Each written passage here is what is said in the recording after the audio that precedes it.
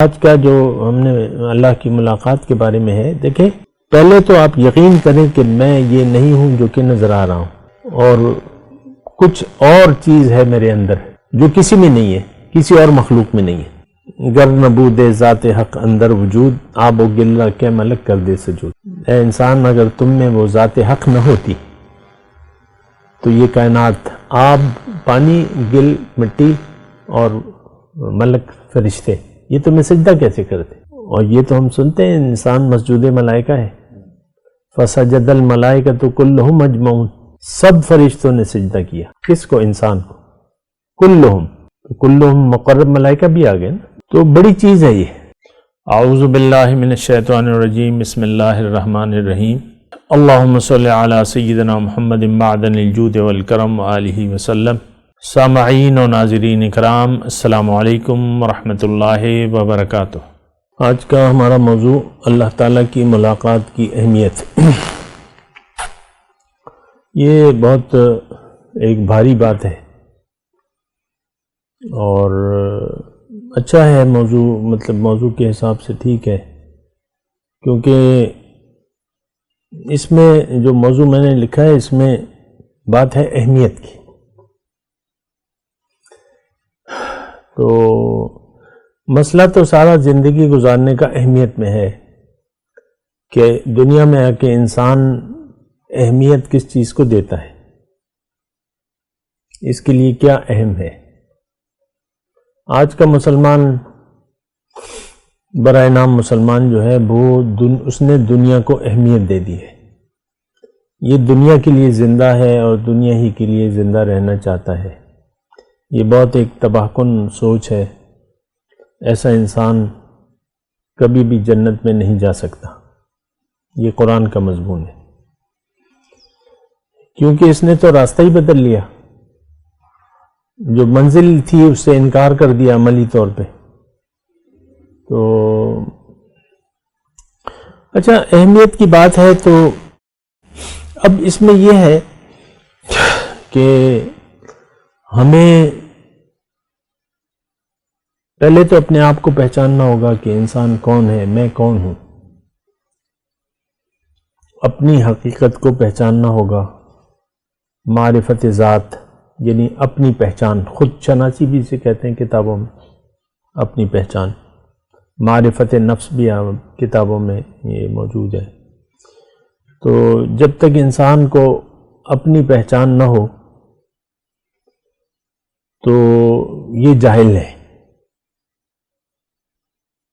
اس کو کہتے ہیں جاہل مطلق، بالکل جاہل ہے۔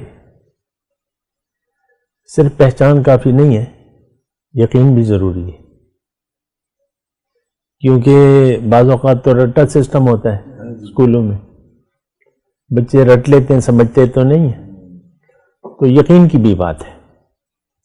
اگر آپ کو اپنی پہچان ہو، یعنی کوئی آپ کو بتا دے لیکن آپ کو یقین نہ آئے، پھر بھی مسئلہ ہے۔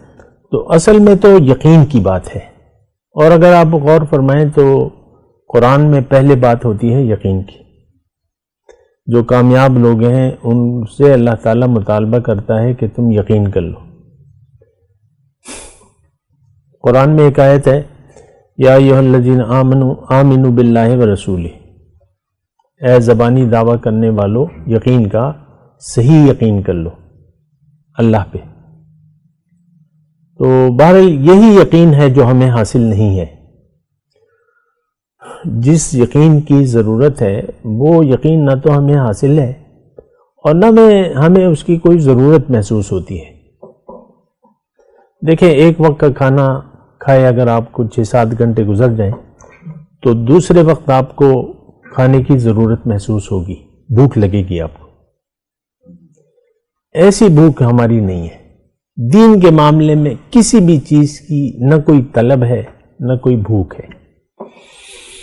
یہ بڑی پریشان کن بات ہے، لیکن اس میں جو آغاز میں جو میں نے مضمون شروع کیا ہے تو اس کا یہ مطلب یہی ہے کہ پہلے آپ کو اپنے اوپر یقین حاصل کرنا ہوگا، کیونکہ جو اپنے آپ کو نہیں پہچان سکا وہ اپنے رب کو بھی نہیں پہچانے گا، نہیں پہچان سکتا۔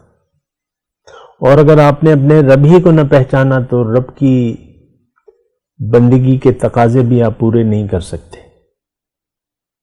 کہیں نہ کہیں الجھن کا سامنا رہے گا اور آپ ادھر ادھر بھٹکتے رہیں گے۔ تو بات شروع یقین پہ ہوتی ہے اور خاتمہ بھی یقین پہ ہونا چاہیے۔ بہرحال یہ مختصر باتیں ہیں لیکن اہم ہیں۔ بہرحال میں آج کا جو ہم نے اللہ کی ملاقات کے بارے میں ہے، دیکھیں پہلے تو آپ یقین کریں کہ میں یہ نہیں ہوں جو کہ نظر آ رہا ہوں، اور کچھ اور چیز ہے میرے اندر جو کسی میں نہیں ہے، کسی اور مخلوق میں نہیں ہے۔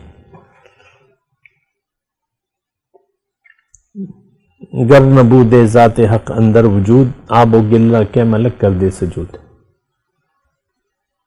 اے انسان، اگر تم میں وہ ذات حق نہ ہوتی تو یہ کائنات، آب، پانی، گل، مٹی اور ملک فرشتے، یہ تمہیں سجدہ کیسے کرتے؟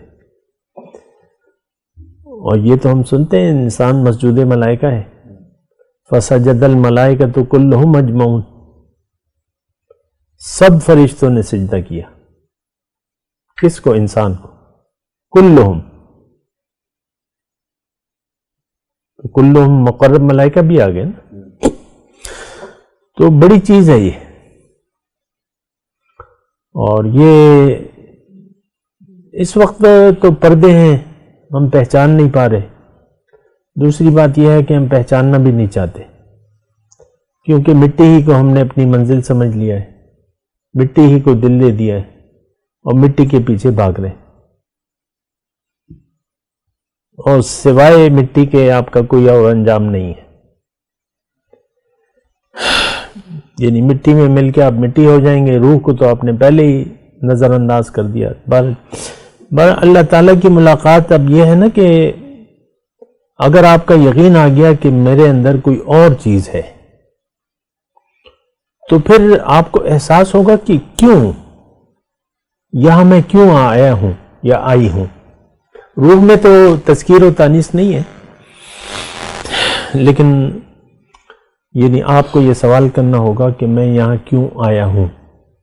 یہ بھی مطلب مثال کے طور پہ ایک آپ کا یعنی آپ ایک کام میں مصروف ہیں، مثال میں دے رہا ہوں، ایک کام میں آپ مصروف ہیں، آپ کا دوست آپ کو گاڑی میں بٹھا کے ایک لانگ ڈرائیو پہ لے جائے، ایک دن گزر جائے، 2 دن شہر میں، اور کچھ خاص کام نہیں کر رہے، تو وہ آپ دوست سے پوچھیں گے یہاں کیوں لائے ہو تم مجھے؟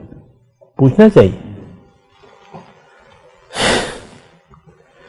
تو یہی ایسے ہی معاملہ ہوا ہے کہ ہمیں اللہ تعالیٰ نے عالم ارواح سے لا کے یہاں ڈال دیا ہے دنیا میں، یہ کائنات میرے لیے بنا دی ہے، دنیا بھی میرے لیے بنا دی ہے، اور پھر یہاں مجھے کہہ رہے زندگی گزارو بس، وَلَكُمْ فِي الْأَرْضِ مُسْتَقَرٌّ وَمَتَاعٌ إِلَىٰ حِينٍ، ایک مختصر وقت ہے تمہارے لیے، ایک وقت تک کے لیے۔ تو یہ پوچھنا تو چاہیے۔ تو وہ سوال ہم نہیں کرتے، کیونکہ ظاہر کا ایک دھوکہ لگ گیا ہے، اور ہم کہتے ہیں میں تو یہی ہوں، بس میں عورت ہوں، میں مرد ہوں، میں بیوی ہوں، میں خاوند ہوں، میں یہ ہوں، میں وہ ہوں، میں بیٹا ہوں، میں بیٹی ہوں، اور سب یہ ایک مطلب اس طریقے سے ہم زندگی گزار رہے ہیں۔ تو دیکھیں، بات میں نے شروع کی ہے پہچان سے۔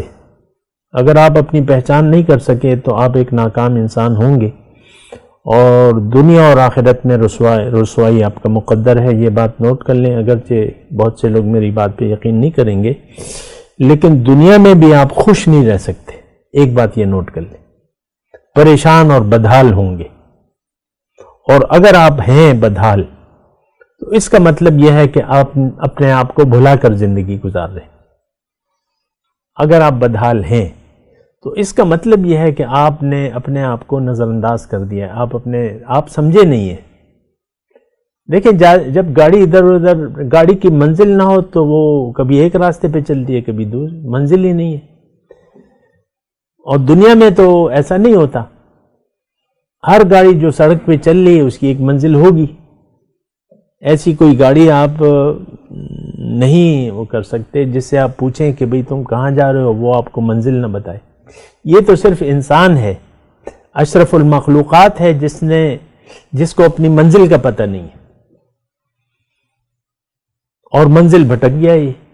یہی آپ دیکھ لیں، ظاہر کے پیچھے ہم دوڑ رہے ہیں، سارا حساب کتاب اپنے ظاہر کا لگایا ہوا ہے، اپنا ذاتی مفادات کے تحت آپ زندگی گزار رہے ہیں، تو یہ بات ٹھیک نہیں ہے۔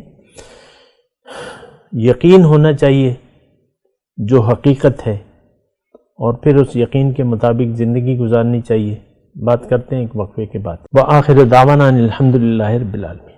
مولاي صل وسلم دائما ابدا على حبيبك خير الخلق كلهم